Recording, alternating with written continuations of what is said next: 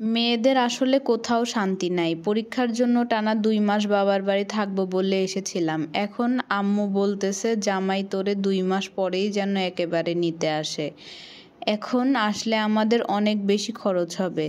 মানে এমন না যে আমার বাবার বাড়ির অবস্থা ভালো না বা আমার বাবার আর্থিক অবস্থা খুব খারাপ। আলহামদুলিল্লাহ ভালোই। এমনকি আমার মা প্রচুর এক্সট্রা টাকা খরচ করে। কিন্তু এ বেলায় এসে এই কথাটা বলল। আমার মা সবসময় আমাকে বলে বেড়ায় যে শুধু জামাই আসলেই নাকি তাদের খরচ হয় শুধু। এগুলো শুনতে আমারও খারাপ লাগে। আমার কথা হচ্ছে জামাই আসলে মানুষ একটু বেশি খরচ করে এটা ঠিক, কিন্তু তারা অত খরচ না করেও সামান্য দুবেলা ভাত দিতেও কি তাদের সমস্যা?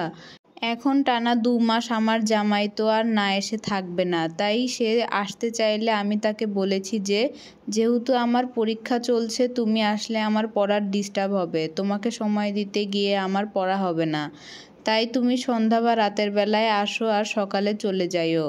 মানে এটা শুধুমাত্র আমার মায়ের জন্য বলেছি, কারণ সে আসলে আমার মায়ের রাগ হয়। তো এটা আমি আম্মুরে বলছি যে কালকে তোমার জামাই আসবে।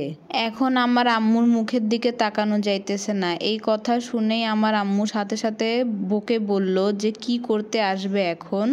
তাছাড়া এমন না যে আমি আমার বাবার বাসায় এসে শুধু শুয়ে বসে থাকি। পরীক্ষা দিতে এসেছি, পড়াশুনো করব, এটাই আমার মূল কাজ। তাছাড়া আর কোনো কাজই নেই। তবু পড়াশোনার পাশাপাশি বাড়ির অনেক কাজ করি। বলতে গেলে বেশিরভাগ কাজই আমি করি। আম্মুকে একটু কয়েকদিন শান্তিতে থাকতে দেই আমি। তার সব কাজে আমি সাহায্য করি, তারপরেও আম্মু এমন করে। এখন আমি আমার জামাইকে মুখের উপর আসতে বারণও করতে পারতেছি না। আবার একবেলার জন্য যদি আসে তবুও আমার আম্মুর মুখ কালো হয়ে যাচ্ছে। এখন আমার কি করার? মূলত আমার জামাইকে আমার আম্মু দেখতেই পারে না। ও কিছুটা কম টাকা রোজগার করার জন্য এই অবস্থা। অথচ আমি এখানে পড়তে আসছি, আমার পরীক্ষাগুলো দিতে আসছি, আমার জীবন গড়তে আসছি।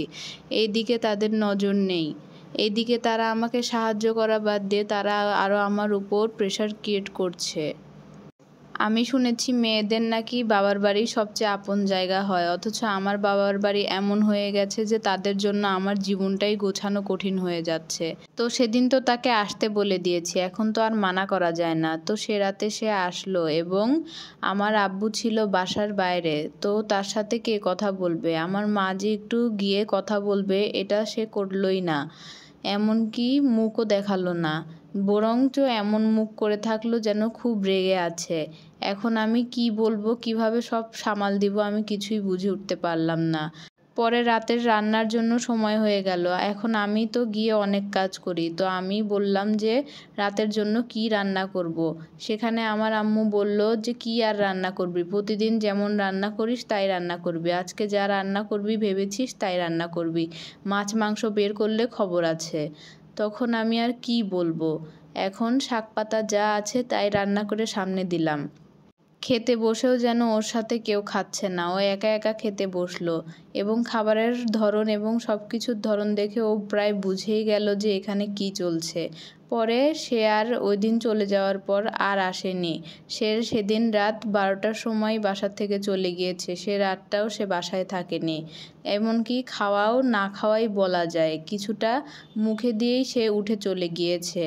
এখন এখানে আমার কি করণীয়? আমি দুই দিকে সামাল দিতে পারছি না। আর এই সম্পূর্ণ স্টোরিটি একটা আপুর লাইফ থেকে নেওয়া।